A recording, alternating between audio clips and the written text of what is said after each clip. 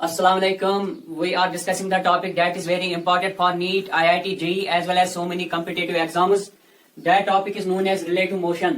Relative motion ऐसा topic है mechanics में जिसमें हर साल क्वेश्चन पूछे जाते हैं, जिसमें हर साल क्वेश्चन आता है, चाहे वो नीट हो, चाहे वो जेई हो या कोई और कॉम्पिटेटिव एग्जाम हो।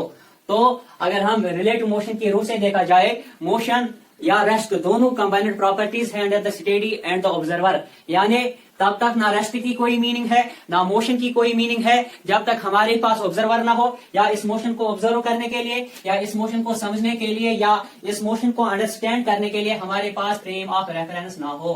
यानी फ्रेम ऑफ रेफरेंस जरूरी है, इंपॉर्टेंट है रिलेटिव मोशन को अंडरस्टैंड करने के लिए। फ्रेम ऑफ रेफरेंस को दो पार्ट्स में डिवाइड किया गया है। First one is inertial frame of reference और दूसरा वाला है non inertial frame of reference. Inertial frame of reference कौन से फ्रेम्स होते हैं? ये वो फ्रेम्स होते हैं जब पार्टिकल मूव हो रहा है कांस्टेंट वेलोसिटी से। ये फ्रेम्स स्पेशली यूज होते हैं काइनेमेटिक्स में, न्यूटोनियन मैकेनिक्स में, और we can say special theory of relativity. अगर हम बात करें नॉन इनर्शियल फ्रेम्स की, ये वो फ्रेम्स होते हैं, इनको दूसरा नाम भी हम कह सकते हैं। These frames are also known as accelerating frames. यानी पार्टिकल एक्सीलरेट हो रहा है, जब पार्टिकल की एक्सीलरेशन होती है वो फ्रेम्स कौन से फ्रेम्स होते हैं? Non inertial frames. These frames are specially used in Newtonian dynamics or we can say Einstein's theory of general relativity.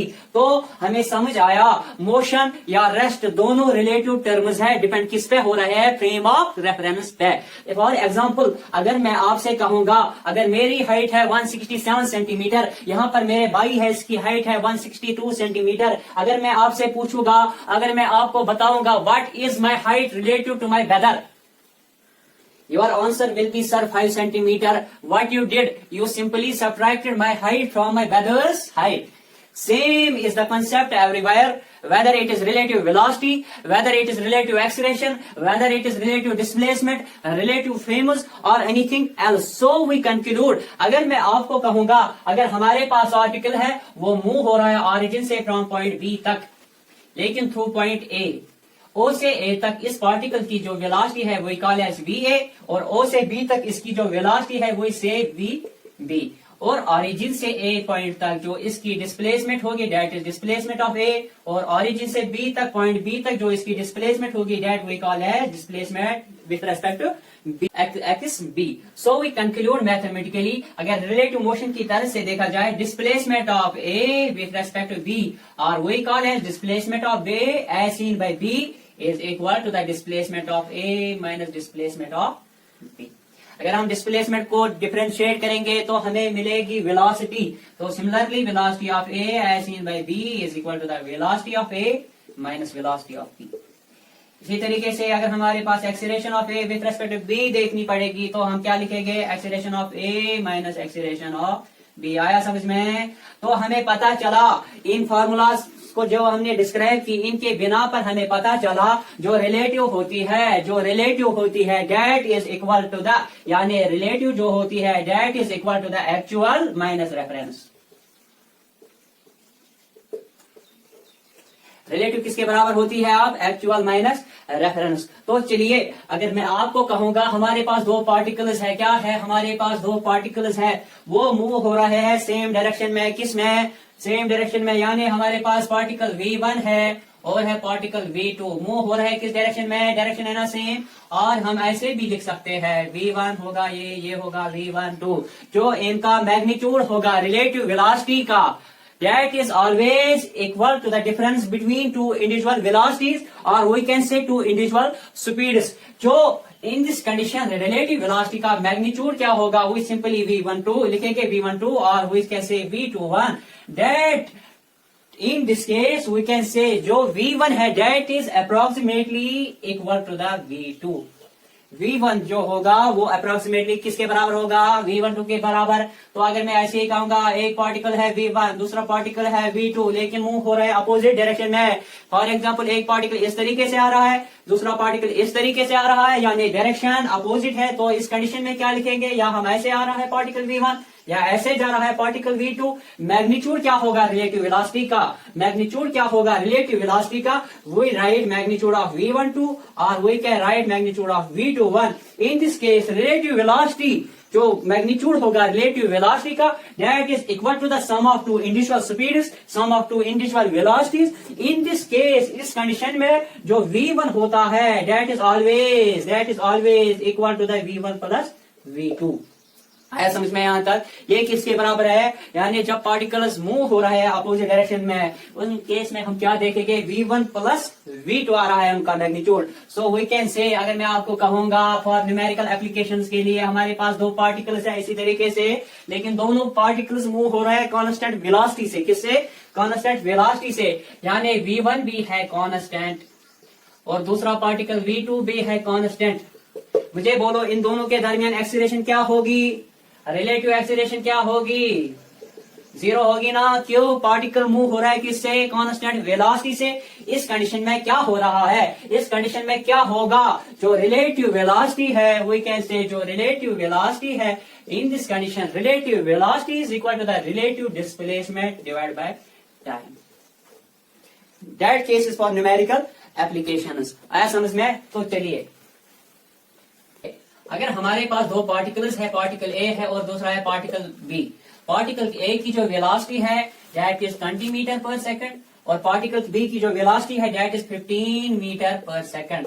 बहुत ही बेसिक आसान बेसिक लेवल का क्वेश्चन है। अगर मैं आपको कहूंगा, आप देखो velocity of A as seen by B क्या होगी और relative velocity of B as seen by A क्या होगी। बहुत ही आसान क्वेश्चन है, बेसिक लेवल का है। तो हम सिंपली जो अभी हमने फार्मूला डिस्क्राइब की, velocity of A as seen by B क्या होगी? V A minus V B. तो निकालो velocity of A as seen by B क्या होगा? Velocity of A minus velocity of B. Velocity of A क्या है? 20 metre per second, 20 metre per second और velocity of B क्या है? 15 metre. तो सोल्यूशन क्या निकलेगा? Velocity of B as seen by A क्या होगा? 5 मीटर पर सेकंड। आया समझ में? इसी तरीके से अगर हमें velocity of B with respect to A, velocity of A with respect to B देखनी होगी, यानी velocity of B as seen by A क्या होगा? Velocity of B minus velocity of A, that is V से 15 minus 20। Velocity of B as seen by A क्या निकलेगा? Minus 5 metre per second. इस case में क्या होता है? वेलोसिटी ऑफ जब बी ए को देख रहा होता है, जब पार्टिकल बी ए को देख रहा होता है, इसको दिखाई दे रहा है जो ए है वो मूव हो रहा है 5 मीटर पर सेकंड की वेलोसिटी से, स्पीड से, मेरे से। लेकिन जब ए बी को ऑब्जर्व कर रहा होता है तो इसको नजर आ रहा है कि बी जो है ये मुझसे दूर जा रहा है, अपोजिट जा रहा है with the velocity of 5 metre per second. तो चलिए, अगर मैं दूसरा वाला आपको कहूंगा, हमारे पास इसी तरीके से दो पार्टिकल्स है, एक है पार्टिकल ए और दूसरा है पार्टिकल बी। पार्टिकल ए की जो एक्सीलरेशन है, पार्टिकल ए की जो एक्सीलरेशन है that is 4 metre per second square और पार्टिकल बी की जो एक्सीलरेशन है that is 2 metre per second square. हमें निकालनी है, लेकिन जब पार्टिकल ए की जो एक्सीलरेशन है ये है नॉर्थ डायरेक्शन में, किसमें? नॉर्थ डायरेक्शन में। बी जा रहा है ईस्ट की डायरेक्शन में, डायरेक्शन दी हुई है। हमें क्या निकालना है? Relative velocity of B as seen by A. तो मुझे बोलो relative acceleration of B with respect to A क्या होगा? हम क्या लिखेंगे? Acceleration of B with respect to acceleration of A with respect to B क्या होगी? Acceleration of B minus acceleration of A. आया समझ में? डायरेक्शन दी हुई है तो हम क्या निकालेंगे? Magnitude of A B A is equal to the under root of 4 square plus 2 square. वो क्या होगा? 2√5 मीटर पर सेकंड स्क्वायर। आया समझ में? ये है सॉल्यूशन। लेकिन अब देखो इस तरीके से, दूसरे तरीके से अगर मैं आपको थोड़ा इसको इलाबोरेट करूंगा, अगर हमारा है ये है एक्स वाला, ये है वाई वाला, ये है acceleration of B as seen by A, वो कितना है? 2 metre per second square. Acceleration of A यानी माइनस एक्सीलरेशन ऑफ ए वो कितना है? 4 मीटर पर सेकंड स्क्वायर। अगर आप ध्यान से देखोगे ये दोनों क्या है? वेक्टर्स। इनका रिजल्ट क्या होगा? बिल्कुल इन दोनों के बीच में से, यानी acceleration of B with respect to A वो क्या निकला हमें? 2√5 मीटर पर सेकंड स्क्वायर। अगर मैं आपको बोलूंगा डेट इज अल्फा, मुझे निकालो एंगल। एंगल किसके बराबर होगा? यानी tan अल्फा किसके बराबर होगा? 4 डिवाइड बाई 2, 2 1 जार 2, 2 2 जार 4, यानी alpha is equal to tan inverse 2। आया समझ में? Relative motion is very important in 2Ds and 3Ds motions.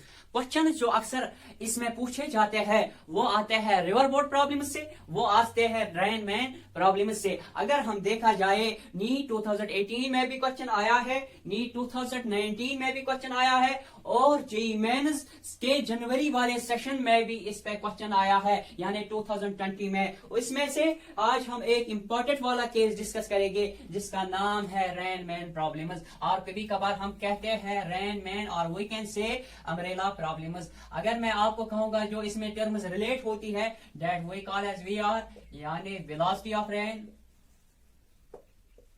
VM velocity of man, VRM velocity of rain with respect to man, और velocity of rain as seen by man। तो इसी रूप से अगर हम देखा जाए velocity of rain as seen by man क्या होगा, velocity of rain minus velocity of man। अगर क्वेश्चन में प्रॉब्लम होगी कोई दी हुई होगी तो अगर उसमें फ्रेम दिया गया होगा क्वेश्चन में, हम फ्रेम को यूज करते हैं एज ए क्वेश्चन। अगर क्वेश्चन में फ्रेम नहीं दिया गया होगा तो हम फ्रेम यूज करते हैं एज ए ग्राउंड। तो चलिए, अगर मैं आपको कहूंगा, आपसे पूछूंगा, अगर रेन हो रही है with the velocity of 40 kilometre per hour से, और है ये रहा हमारा मैन विथ अम्ब्रेला, ये है रेस्ट में, यानी velocity of man with respect to ground क्या होगी, 0। Velocity of rain with respect to ground क्या होगी, -40 जे। क्यों? रेन बिल्कुल नीचे आ रही है, तो मुझे बोलो velocity of rain as seen by man क्या होगा, velocity of rain with respect to ground minus velocity of man with respect to ground. तो velocity of rain with respect to ground क्या है, -40 J, minus velocity of man with respect to ground क्या है, 0। तो हमारा resultant क्या रहा, -40 जे का। आया ना समझ में? तो चलिए, अगर हम इसको प्लॉट करेंगे एक्स वाई में, ये हो रहा है हमारा एक्स कोऑर्डिनेट, ये है हमारा वाई कोऑर्डिनेट, जो हमारा रिजल्टेंट है वो है -40 जे, यानी इस डायरेक्शन में, यानी मैन को, आदमी को दिखाई दे रही है कि रैन बिल्कुल सीधे वाली डायरेक्शन से आ रही है, यानी रैन इस डायरेक्शन से आ रही है, तो ये अपनी अम्ब्रेला को बिल्कुल इसके अपोजिट में ऑन करेगा eight the angle of 90 degrees पे। तो चलिए, अगर मैं आपसे फिर से पूछूंगा, फिर से बताऊंगा, अगर रैन इसी वेलोसिटी से आ रहा है, अगर रैन इसी वेलोसिटी से आ रहा है, यानी with the velocity of 40 kilometre per hour से, लेकिन अब क्या बात है, जो हमारा ये मैन है यहां पे ये रेस्ट पे था, लेकिन यहां पे ये मोशन में आ गया with the velocity of 30 kilometre per hour से, और हमारे मैन के हाथ में क्या होगी, अम्ब्रेला। तो velocity of rain with respect to ground क्या है, -40 जे। तो velocity of man with respect to ground क्या होगी, 30I। तो मुझे बोलो velocity of rain as seen by man क्या होगा, velocity of rain with respect to ground minus velocity of man with respect to ground. Velocity of rain with respect to ground क्या है, -40 J, यानी -40 J, और velocity of man with respect to ground क्या है, 30I है ना। तो ये रहा हमारा क्या रिजल्टेंट, क्या रहा रिजल्टेंट। अगर हम इसको अब प्लॉट करेंगे एक्स वाई में, ये रहा हमारा एक्स कोऑर्डिनेट और ये रहा हमारा वाई कोऑर्डिनेट। जो हमारा रिजल्टेंट है वो है ये, यानी -40 जे, यानी 40 जे इस डायरेक्शन से, और -30I बिल्कुल यहां से 30I। अगर आप ध्यान से देखोगे, अगर आप इस पे गौर करोगे, तो मुझे बोलो ये दोनों क्या है, वेक्टर्स है, ये दोनों क्या है, वेक्टर्स है, लेकिन इनका जो रिजल्टेंट होगा वो बिल्कुल इसके बीच में से होगा, यानी बंदा चल रहा है, ये मोशन में है, रैन बिल्कुल सीधे आ रही है, सीधे आ रही है, लेकिन इसकी मोशन की वजह से इसको दिखाई दे रहा है कि जो रैन आ रही है वो इस एंगल से आ रही है। तो ये अपनी अम्ब्रेला को बिल्कुल इसके अपोजिट वाले डायरेक्शन में ऑन करेगा। मुझे बोलो अम्ब्रेला को किस एंगल से ये ऑन करेगा, निकालो एंगल क्या होगा।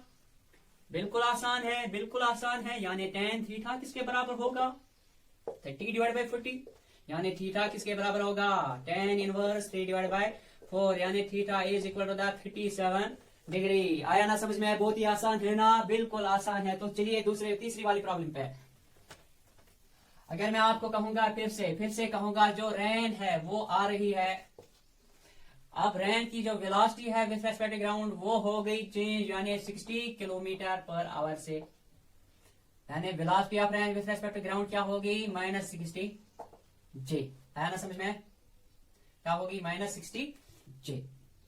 जो मैन है अब हमारा, अभी तक मैन पहले वाले केस में रेस्ट पे था, दूसरे वाले केस में मोशन में था, लेकिन अब जो हमारा मैन था ये चढ़ गया किसी गाड़ी में या किसी ट्रॉली पे, मूव हो रहा है with the velocity of 80 kilometre per hour से।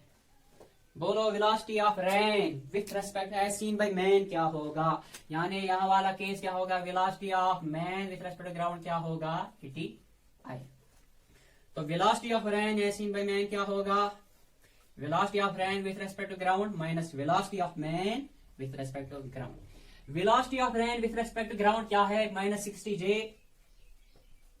velocity of man with respect to ground क्या है 80 i। तो ये क्या रहा हमारा रिजल्टेंट। अगर हम इसको प्लॉट करेंगे, अब जरा करो इनको प्लॉट, हमारा ये रहा हमारा x एक्सिस, ये रही हमारी y एक्सिस, तो मुझे बोलो रिजल्टेंट क्या है -60 j, यानी 60 जे। समझ आ रहा है, -80 i यानी 80 i।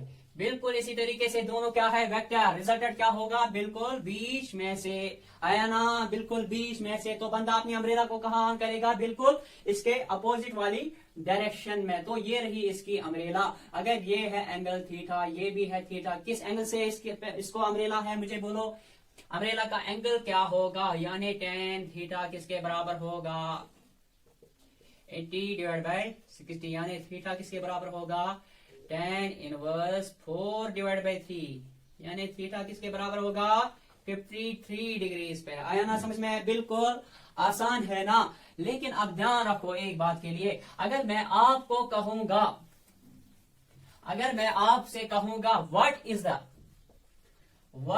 The speed of rain with respect to man, speed of rain with respect to man, यानी स्पीड क्या होती है मैग्नीट्यूड ऑफ वेलोसिटी। बोलो स्पीड क्या होगी, यानी मैग्नीट्यूड ऑफ वेलोसिटी क्या होगा √80 स्क्वायर प्लस 60 स्क्वायर, नहीं मैग्नीट्यूड स्पीड क्या होगी 100 किलोमीटर पर आवर से। है ना, बिल्कुल आसान है ना। तो चलिए, अगर मैं आपको कहूंगा, अब ध्यान रखना बिल्कुल अच्छी तरीके से ध्यान रखो, मुझे बोलो अब जो हमारी रैन है ये आ रही है एंगल से, किससे आ रही है, एंगल से, at the angle of 37 degree. Rain किससे आ रही है, एंगल से, किससे आ रही है, एंगल से, at the angle of 37 degree. और जो मैन है ये मूव हो रहा है this hand with umbrella, hand में जो इसके है वो है अम्ब्रेला, ये मूव हो रहा है with the velocity of 40 kilometre per hour से, यानी velocity of man with respect to ground क्या है 40 आई कैप। लेकिन अब बात किसकी है, ऊपर वाले हिस्से की, यानी इसकी। जरा करो इसको ब्रेक, अब ऐसे देखो कैसे करेंगे, बिल्कुल आसान है, इजी है। एंगल क्या है 37 डिग्री, यहां से क्या होगा v cos थीटा, यहां से क्या होगा, यानी इस वाले डायरेक्शन से v sin थीटा। जो इसकी जो वेलोसिटी थी वो थी 50 किलोमीटर पर आवर से, यानी 50 into cos 37 degree 50 into sine 37 degree, वो होगा 50 इंटू कॉस 37 डिग्री क्या होगा 4 डिवाइड बाई 5, शायद यही है बिल्कुल 4 डिवाइड बाई 5। और साइन 37 डिग्री क्या होगा 3 डिवाइड बाई 5, यानी वो क्या होगा 40 आई कैप, ये होगा 30 जे कैप, मगर माइनस। तो velocity of rain with respect to ground क्या होगी, velocity of rain with respect to ground होगी -40 आई -30 जे। आया ना समझ, तो ये मिले हमें दोनों। आप तो निकालो velocity of rain as seen by man क्या होगा, velocity of rain with respect to ground minus velocity of man with respect to ground. Velocity of rain with respect to ground क्या है -40 आई -30 जे, और ये रहा अपना ही minus velocity of man with respect to ground, वो क्या है 40 आई। ये वाला गया कैंसल, तो हमारा रिजल्टेंट क्या आएगा -30 ठीक है। ये रहा हमारा रिजल्टेंट। तो अगर हम इसको अब प्लॉट करेंगे एक्स वाई में, एक्स वाई में अगर हम प्लॉट करेंगे, ये रहा हमारा एक्स कोऑर्डिनेट, ये रहा हमारा वाई कोऑर्डिनेट। जो रिजल्टेंट है वो है 30J, यानी बिल्कुल नीचे से, यानी 30J। तो बंदा चल रहा है, रैन इस डायरेक्शन से आ रही है, लेकिन इसकी मोशन की वजह से, रैन इस डायरेक्शन से आ रही है, लेकिन इसकी मोशन की वजह से इसको दिखाई देगा, इसको दिखाई दे रहा है कि रैन जो है वो बिल्कुल इस डायरेक्शन से आ रही है। तो ये अपनी अम्ब्रेला को बिल्कुल कहां खोलेगा, इसके अपोजिट वाले हिस्से में। That is the angle of 90 degrees पे। तो चलिए अब हम करेंगे एक जरूरी वाला केस, एक इंपॉर्टेंट केस, यानी इंक्लाइनड प्लेन वाला केस। कौन सा केस? इंक्लाइनड प्लेन वाला केस, इंक्लाइनड प्लेन वाला केस। बहुत ही अच्छा क्वेश्चन है, बहुत ही अच्छा क्वेश्चन है। अगर रैन आ रही है एंगल से, रैन आ रही है एंगल से, कहां से आ रही है? एंगल से। देखो कैसे आ रही है, भी रैन आ रही थी इस डायरेक्शन से, अब रैन आ रही है इस डायरेक्शन से, at the angle of 53 degree, eight the angle of 53 degree. जो इसकी जो स्पीड है रैन की वो है 50 किलोमीटर पर आवर से, और जो हमारा मैन है ये मूव हो रहा है इंक्लाइनड प्लेन पे eight the angle of 37 degree with the velocity of 100 kilometre per hour से। किस पे? 100 किलोमीटर पर आवर से। हमें निकालना होगा अम्ब्रेला का एंगल। क्या निकालना होगा? अम्ब्रेला का एंगल। क्वेश्चन आया समझ में? रैन आ रही है एंगल से, एंगल क्या है? 53 डिग्री पे, यानी with the velocity of 50 kilometre per hour से। जो हमारा मैन है वो मूव हो रहा है इंक्लाइनड प्लेन पे eight the angle of 37 degree से। जो इसकी जो वेलोसिटी ये वाला हम सॉल्व करेंगे। ये कितना है? 53 डिग्री है ना, तो यहां से लिखेंगे v cos थीटा। ये वाला क्या होगा? v sin theta. v cos theta यानी 50 इंटू cos 53 डिग्री। थीटा क्या है? एंगल क्या है? 53 डिग्री। यहाँ पे सेम लिखेंगे 50 इंटू, लेकिन चेंज होगा sin 53 डिग्री। तो मुझे बोलो मुझे 50 इंटू cos 53 डिग्री किसके बराबर होता है? 3/5, यानी वो होगा 30 आई कैप। लेकिन कौन सा वाला? यहाँ से, यानी -30 आई कैप। तो यहाँ क्या लिखेंगे? 50 इंटू sin 53 डिग्री क्या होता है? 4/5, यानी 40 जे कैप। लेकिन बिल्कुल नीचे तरफ जा रहा है, -40 जे कैप। तो हम सिंपली लिखेंगे velocity of rain with respect to ground किसके बराबर होगा? -30 आई कैप -40 जे कैप। आया ना समझ? बिल्कुल निकला इस वाला कंपोनेंट। तो निकालो इस वाले को। तो हम सिंपली क्या लिखेंगे? देखो कैसे, एंगल कितना है? 37 डिग्री। ये होगा v sin थीटा, ये होगा v cos थीटा, है ना? बिल्कुल v sin थीटा कितना है? 100 into sine 37 degree, 100 into cos 37 degree, 100 into sine 37 degree किसके बराबर होगा? 3/5, यानी ये होगा 60 जे कैप। आया ना समझ में? तो इस वाले पार्ट में क्या होगा? 100 इंटू 4/5, यानी 80 आई कैप, है ना? 80 आई कैप। बिल्कुल सही।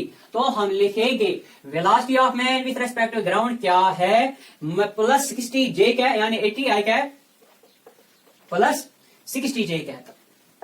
आया ना समझ कैसे? आया ना समझ कैसे? तो निकालो velocity of rain as seen by man क्या होगा? Velocity of rain with respect to ground minus velocity of man with respect to ground. लेकिन ये वाला होगा हमारा v1, ये वाला होगा हमारा v2। तो निकालो vrg क्या होगा? वो है -30 आई कैप -40 जे कैप। और ये रहा माइनस अपना velocity of man with respect to ground, वो होगा 80 आई प्लस 60 जे। तो इसको जो सोल्यूशन निकलेगा, जो हमारा रिजल्टेंट होगा वो कितना होगा? 110 आई कैप माइनस 100 जे कैप। आया समझ में? बिल्कुल आसान क्वेश्चन था, बिल्कुल आसान क्वेश्चन था। अगर हम इसको अब प्लॉट करेंगे एक्स वाई में, किस में करेंगे? एक्स वाई में। ये रहा हमारा एक्स कोऑर्डिनेट, ये रहा हमारा वाई कोऑर्डिनेट। 110 आई कैप यहाँ से, 100 जे बिल्कुल यहाँ से।